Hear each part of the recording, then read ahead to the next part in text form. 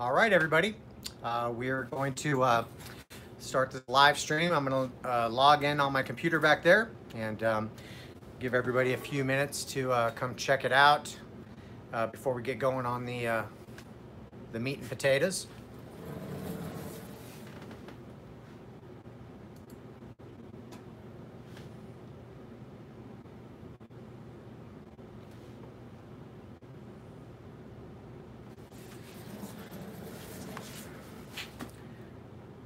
It's a little chilly out here in the shop today. I got the door open back there, trying to get some more light in.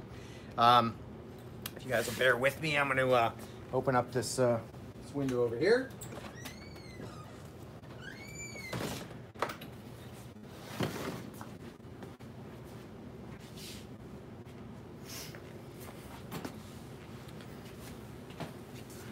See if that's working any better.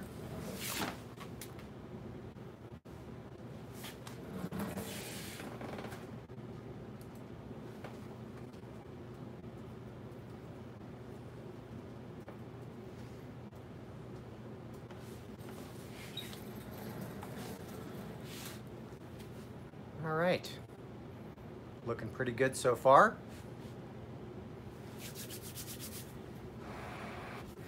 Hopefully the sound is okay. You might be hearing the heater since I am in the garage. I'm near where my heater unit is out in the garage. So let's take a look at some of the stuff we're going to be messing with here today.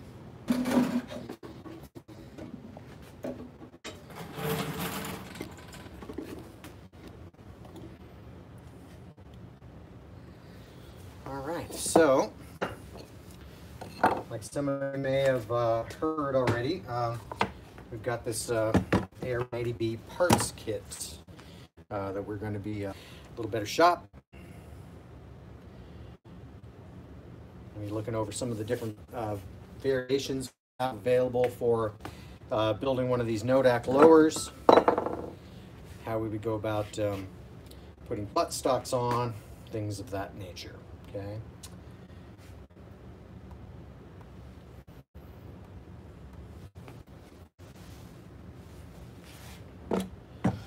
All right, so we're going to set the upper aside for now. There's nothing I need to do with that. If you'll bear with me, I'm going to go ahead and flip this around. We're going to use a different camera.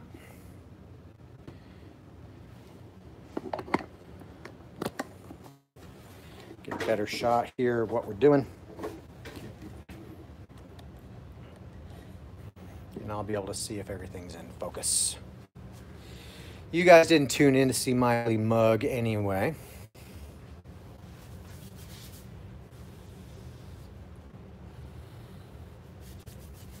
All right, trying to warm up the hands. Oh, look, it's like this old Tony, except actually fingernails. All right. If you are going to build an AR-180B and use one of these Nodak lowers, you're going to need a few parts that aren't in this rifle. The original front pit, which is missing off of this since this one was cut up, was just a pin that went straight through with a C-clip or an E-clip on the pin. Those do not work. This was designed to use a standard AR-15 front takedown pin or pivot pin. We are going to need the pin, we're going to need the string, we are going to need the detent. Okay, so that's the first we're going to need. You'll also notice that on this, the pistol grip is part of the lower, so we can't use that on our Nodak lower. It was designed for an AR-15 pistol grip. You could use, let's see, I have an example here. There it is. You can use something like this, an A1 pistol grip. That's pretty much what I went with originally. On most of my did have some that had a sling swivel that I got from Armalite. They no longer sell those, like most of the things for this gun. Then, of course, you also have the option to get one of these pistol grips that I designed to fit onto this lower. And basically have the same style grip that you would with either your B or an original AR-180. Okay, so we're going to use that for this build. Let me move these little tiny parts out of the way.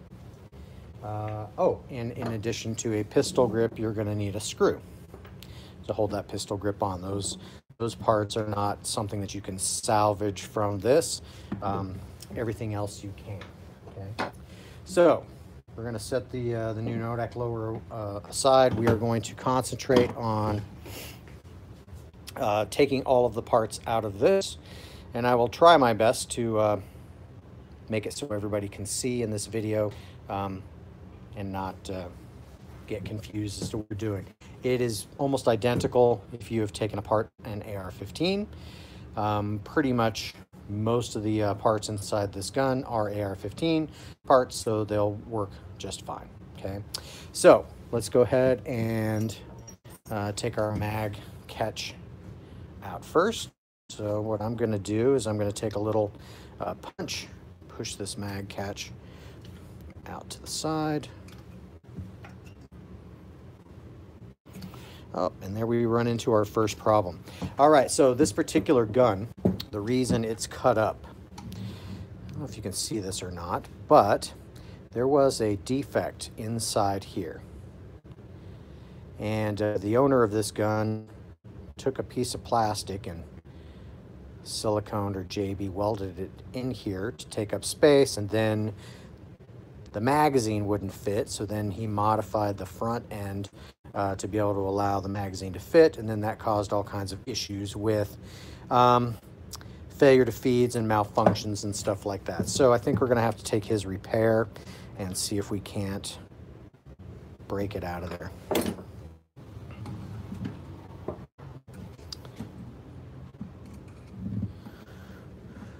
Ah, hey Justin. Yeah, man. Next time I get up there to Salt Lake, I think we should. All right, let's see. That got the plastic out of the way. Let's see if it still doesn't want to move far enough. Let's see if we can't get some of this junk out of the way. There, I think that'll work. Almost. So close and yet so far. This kind of looked a little rough. This should not be what you have to do. This is basically because of the repair that was done. All right, so just like an AR-15, you push it in until you unscrew it off of the button. And it looks like he glued the spring in. There we go. All right, so got it out. Let's go ahead and set those aside so we don't lose them. We are going to reuse those in the new gun. All right, in the new Nodak lower. All right, so we're going to basically put it on fire. We're going to drop the hammer. And first thing we're going to need to do is to get this bolt hold open assembly out so that I can access the rest of it. This is different from how you would do an AR-15. These parts do not exist in an AR-15. All right, so let's see if I can get this up here pretty close, make sure we're focused on that.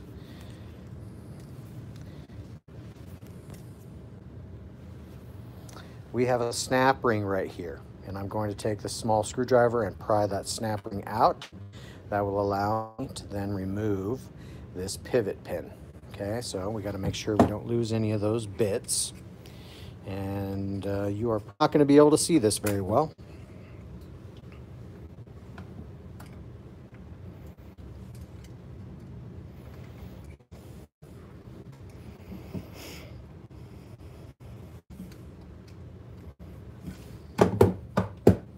Okay, there is my snap ring. All right, so to take this pivot pin out, I'm going to want to pressure down on the bolt hold open while pushing out on the pivot pin.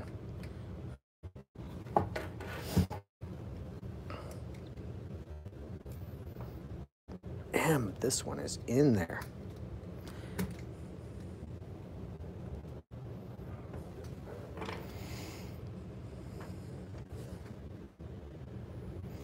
All right.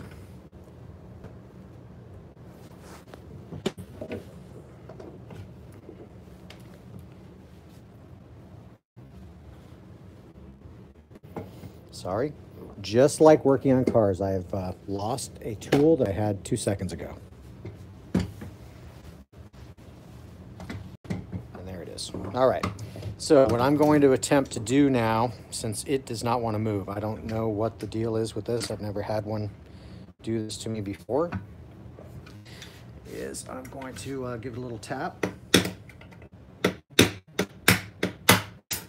All right, so there is my bolt hold open, and there is the spring that is also used for the detent for the safety. And finally, this is the pivot pin that all that mess pivots on. Okay, so these are all the factory original AR180B parts. And these are also the parts that if you're building these Nodak lowers from scratch, those are some of the proprietary parts that you would need to get that I sell on my website. All right, so now we are going to push out the fire control. Hammer is out. Trigger. Trigger is out. Safety. And we'll drop out the trigger. Now those are all, these are all standard AR-15 parts. The safety is different.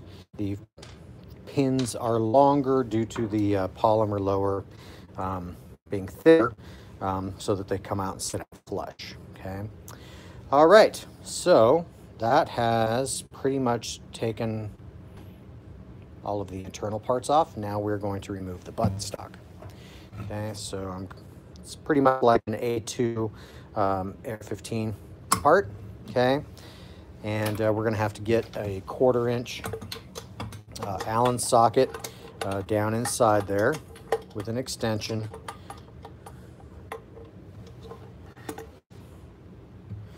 And it's really dark in there.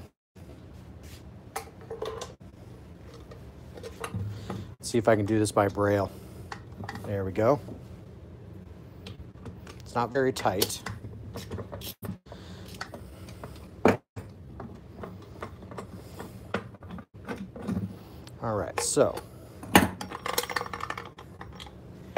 All right, so there's our buttstock, fire control group, safety, and there is our lower that we're no longer going to use. If you had a perfectly good working lower, you would mostly be doing this job because you feel that the polymer perhaps isn't that strong. Let's show you an example of one of the things that can happen to these. Okay, here's the group pivot pin that I talked about earlier that used a snap ring right here. Here is the problems that happened on these polymer lowers. You can see that from this one remaining pin that it is pretty thin right there. And so one of the problems you run into is the stress of firing is putting forward stress on the pin, trying to pull it out of the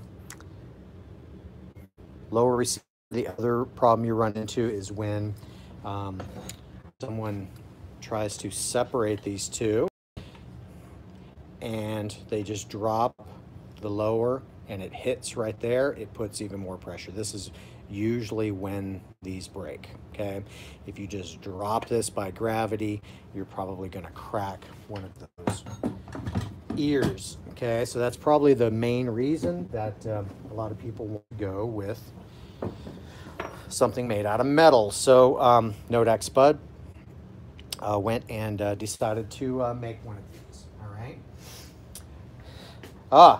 I just saw your message there. Driving up, maybe. I'd have to make an adventure of it because that's a bit of a trek. Get up there from Tucson. But yeah, I'd be able to bring some cool guns. Okay, I couldn't bring my short-barreled rifles though unless I got paperwork filled out to take them out of state.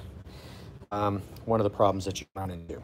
Okay, all right. So let's go ahead and put this together, and we'll show you how simple that is. That's pretty much the same as if you did any AR-15. Okay. Let's see. We're going to start with the trigger and the disconnector. All right, so those are going to drop in. This is nothing out of the ordinary for anyone that's done an AR-15 before. All you gotta do is be able to find the hole. All right.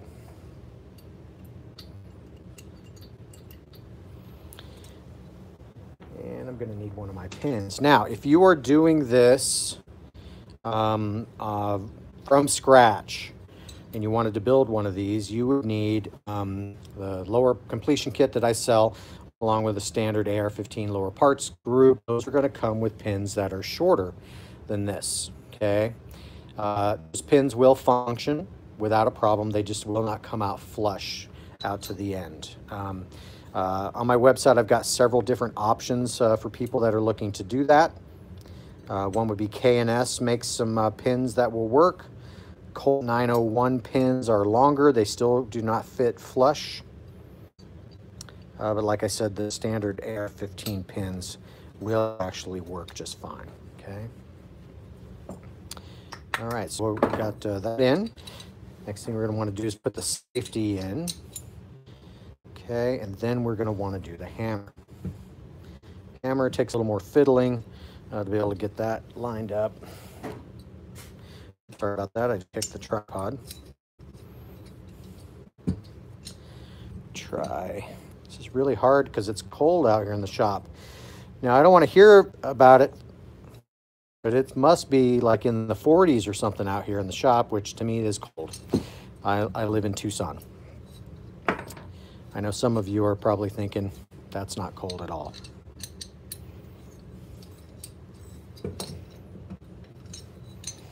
All right, not cooperating. Cold fingers.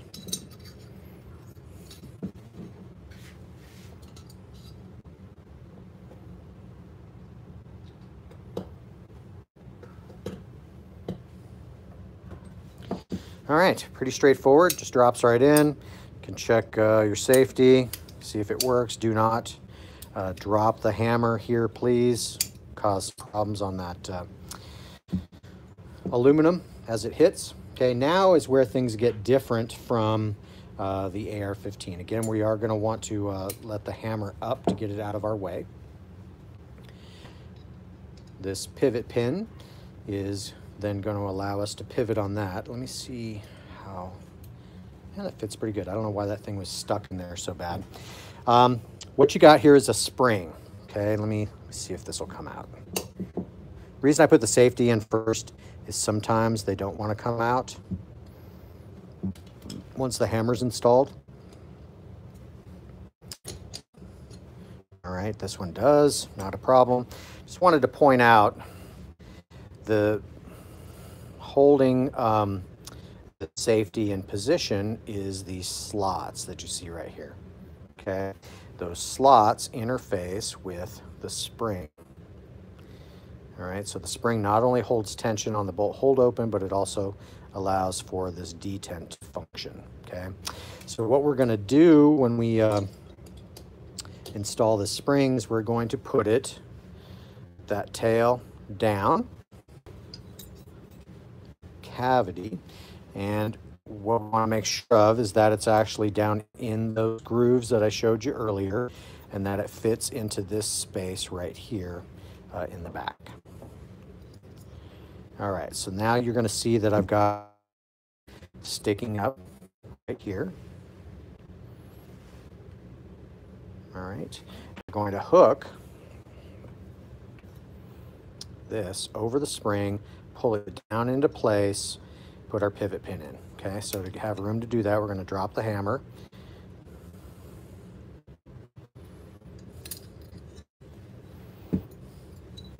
Real fiddly.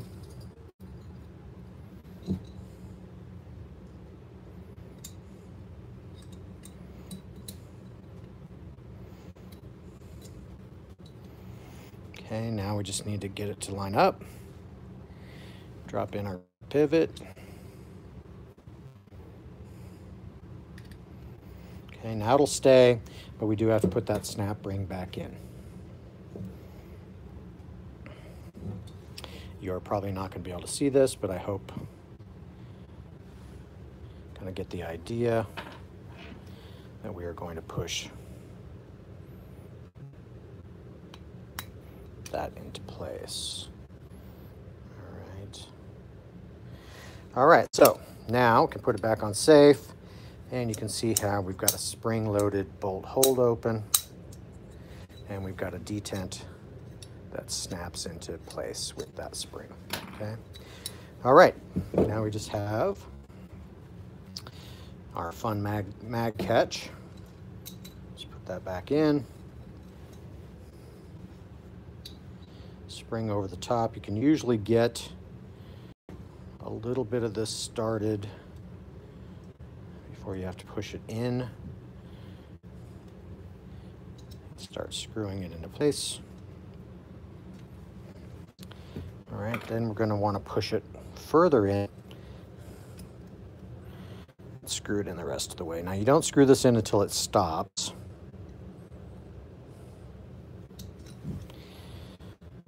In fact, I think I'm going to call that one thread too far. I like to have that chamfer showing, and that's about far enough, and then basically push it and see that that mag release gets out of the way so you can drop a mag. All right, now we got to do some more fiddly stuff that we didn't have to do to take it apart, and that's going to be everybody's fun job, and that's going to be putting the front pin in.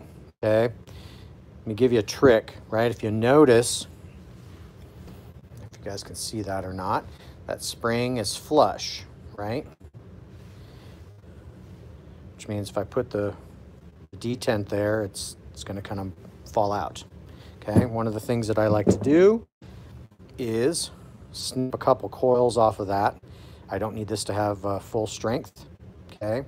And then it'll make this whole job a little easier. Let me grab something to cut that with. I'll be right back.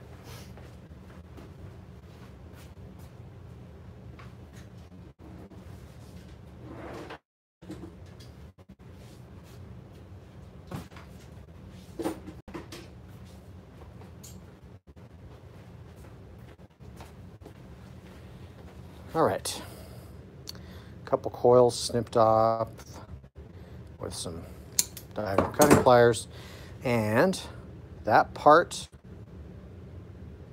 I put that down in the hole first.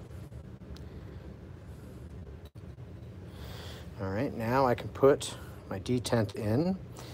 Here's another important little trick I learned a long time ago. Take a look really closely at these detents, and I use a loop. And I'm going to see this will actually work. It did. Do you see how it's flat on the end? This is an old one out of a M16 parts kit, old school Colt. They don't come to a sharp point, okay? If the ones you have do come to a sharp point, flatten those out before you try to use them. It'll make moving this pin much easier. All right, now you'll notice that it actually stays put now, and I will take this pin and I will put it in and push down on the detent. Okay, it doesn't matter what orientation you have. You can push that in, turn it around until it snaps in. Okay, and now we have one that works very smoothly, doesn't have need tools in order to take it apart. That's important for me. If you find out that there's a problem and it's so sticky that you got to whack it with something to get it open, you can stick a paper clip down in there and release the detent, take it back out, do your modifications. All right, next thing is going to be the pistol grip. All right, now with the pistol grip, let's see if some of my automotive guys know what this tool is. Huh? Any comments?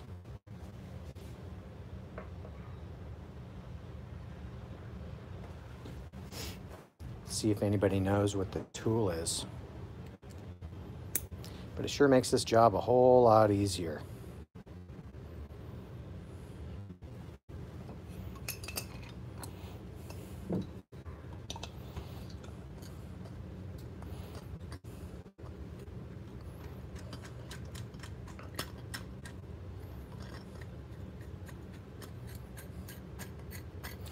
Close. It was actually for points. But yeah, you could use it for carbs too.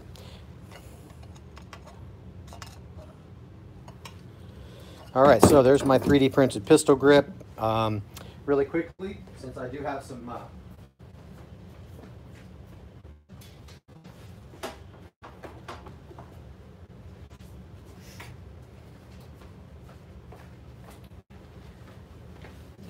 maybe you guys will appreciate this, where this tool came from. Snap-on ignition tune-up set had all of the wrenches for all the points and taking the nuts off of the ignition coils. We had this fancy tool for adjusting points on a GM. Of course, this is going to be our tool, our regular screwdriver that fits those same screws that this one starts. Here's going to be our points file. Okay, for something that doesn't fit one of these, you got this tool right here that'll get it off. Okay, and then we've got feeler blades, feeler wires for adjusting spark plug gap. Look at that, 80 thousandths, baby. You miss high energy ignition. And then we've got some more feeler blade sets. This is for points. Different thicknesses for points. And here we have brass feeler blades. Let's see if anybody knows what those are for. Anyway, for my automotive folk who are watching, Snap-on doesn't sell this anymore. Imagine that. Can't. All right, so we have our completed lower. We do not have anything buttstock-wise attached to it. Yeah, matchbook cover, right? Here's your points adjustment right here. Boom. Okay. Before I put this on the upper that I have, since I like to protect myself, I'm going to do something else really quick.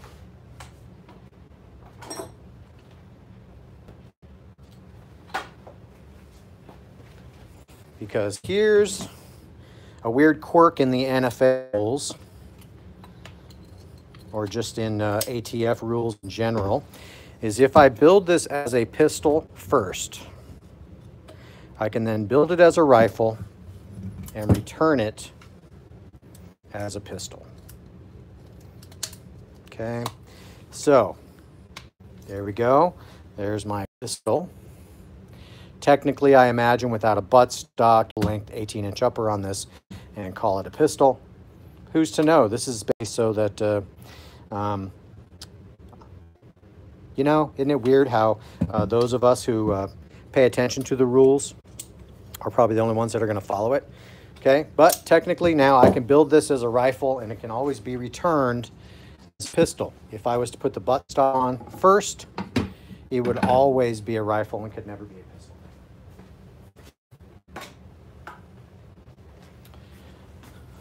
Now, here's the thing. How do I put a buttstock on it? You have lots of options. Some of them are going to cost you some money, though. All right, so Stormworks.com makes a lot of adapters for a lot of different guns. This is one that he makes for an AR-180 to use an original buttstock. Okay, this, you'll notice there is a screw threaded hole on the back. Basically, you would screw this on first, tighten that down. You'll notice it has two other holes. Those holes would allow you to use those screws to attach it. And then this mess will fit up inside your buttstock, and your original buttstock screw would then tighten it back down, and you would have an original buttstock attached, right? I didn't like it so much. I mean, I got one, it works, but it adds like a ½ inch to the length of pull, and it looks not as clean as I think it could, okay? You have other options. Here's another one of my pistol lowers, right? Another Stormworks adapter, right? That basically attaches to the back of the receiver and then takes any type of carbine AR-15 receiver extension. This one happens to be a pistol, a CAC pistol and shockwave. So you can use something like that as well. Technically, my very first one, I actually attached the buttstock directly to the rear of the receiver, okay? Let me show you how that works.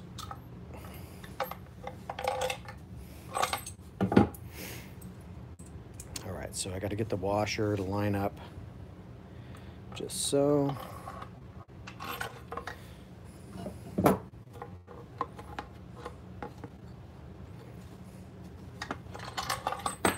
I think I took the washer off to make this work, or I used a longer bolt. Oh, there we go. Longer bolt. That was the adapter for the Stormworks.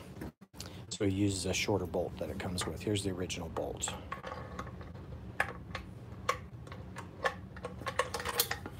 All right, so see how that sticks out on the end? You can actually screw that in, line it up. I had this question on Instagram about how I attach this without any adapters, and I'm twisting on that, and it is solid as a rock, and it's not going anywhere. I've shot my short-barreled rifle like that a lot, and it wasn't a problem. Let me show you what my final solution was on another lower here that is off my SBR. Okay, you'll notice no adapter, stock original buttstock. Kind of a kludge, but a little more secure. Sorry, it would appear that I've got my SBR paperwork up inside there.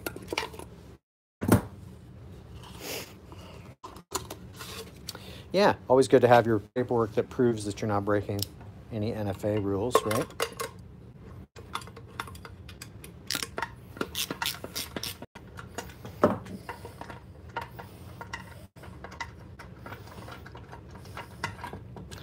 All right, so here is what I noticed. When we put the buttstock on, a little bit of that hole is actually still exposed, if you will, right? So what I did was I made a little piece of aluminum that basically is wedged into here. It's flat. It's basically a piece of flat stock, and then I milled part of that away. Okay, I milled part of that so that there was enough there to retain and catch that little adapter, that little hole. All right, so it won't move at all. All right, so that's on my SBR. Let me move that out of the way. So there are your different options for stocks. We are going with the original buttstock that came on this gun. Okay. All right, and now final assembly. Let me just quickly show you how to take this apart if you ever needed to do any cleaning or anything. You're going to pull the guide rod and recoil assembly off. You're going to pull this back and pull out the charging handle when it gets to that hole right there, and then pull the rest of the bolt carrier out. All right, so you can clean all that off, take it all apart. That's pretty straightforward. To clean the gas system, basically the upper handguard comes off, and then we can take that gas system apart if we needed to. The handguard comes right off because you'll notice these two holes right here. When it is fully assembled, the guide rods stick all the way through and go into those holes, and that's what holds the upper handguard on to this gun. All right, so let's go ahead and put this back together.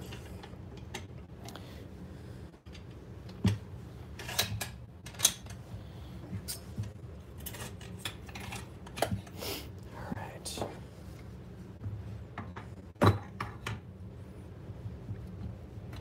A little stiff.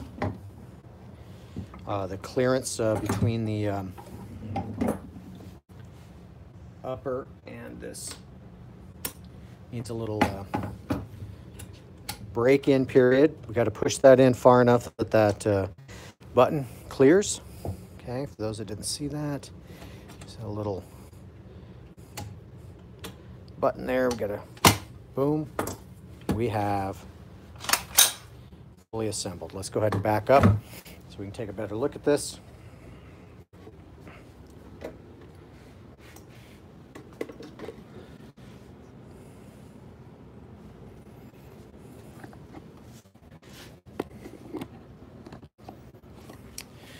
All right, so here's my fully assembled AR-180B on Nodak lower, using the original buttstock, using my pistol grip. It's ready to go. I'll have to take that out to go shooting and show you guys how it shoots. I expect it's going to shoot very well. These are very pleasant to shoot. If anybody has never had the pleasure, these are pretty awesome. All right, so that up just a little bit. I just wanted to show off a couple other, one other thing here. This was my AR-180B pistol that I installed a folding not buttstock, tail hook adapter, okay, using a KGB.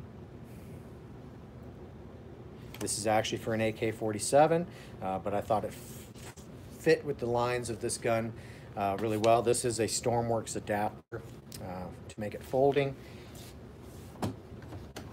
Just need to go against spring pressure, and it makes for a pretty compact little unit.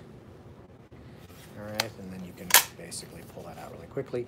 One other modification that I have made to this, or two actually, I've modified the B bolt carrier. Oh, I'm sorry, this is actually an AR-180 bolt carrier. You see the notch right there. But I do have a B bolt carrier that's been modified to use an original charging handle. The more interesting thing, in my opinion, is that this is one of the safeties that I sell. That is not ambi, but I took it apart, welded, and built up the end of the safety, then machined it square. I hope this is in focus. Machined it square, cut a snap ring groove, and used an original AR-180 right-hand side safety.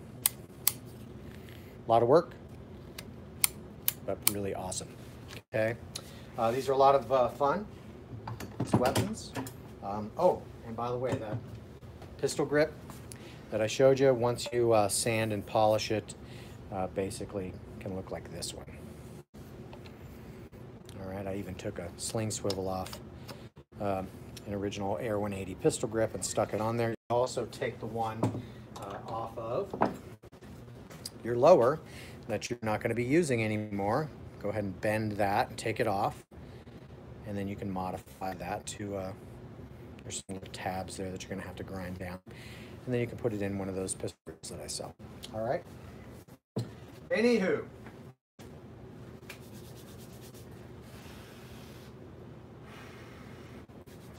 Oh, hey Justin. Yeah, Silent Jacob. I'd love to go over there. Sorry, I didn't haven't been keeping up with the messages. I was busy yakking, just like when I'm in front of class. Anyway, I hope you guys enjoyed this, and I hope YouTube doesn't take it down. One of the main reasons for me doing this was I had a build video that was up for over 3 years on how to build an ODAC lower from a 180B, just like what I showed you, a little less complete. And they decided it was verboten all of a sudden. This one's going to have no mention of what it is. It's just called Shop Talk, and it's me in my shop entertaining you guys. It's for entertainment only, and we are hoping that I can link to this from other sources so that people that need to see it can find it. That's the whole goal. And I kind of like this format, not having to edit all this stuff. I know it's not as smooth, but I'm hoping down the road that be able to do some more of these. I'm sure you guys would like to see some of the toys, right? All right. Well,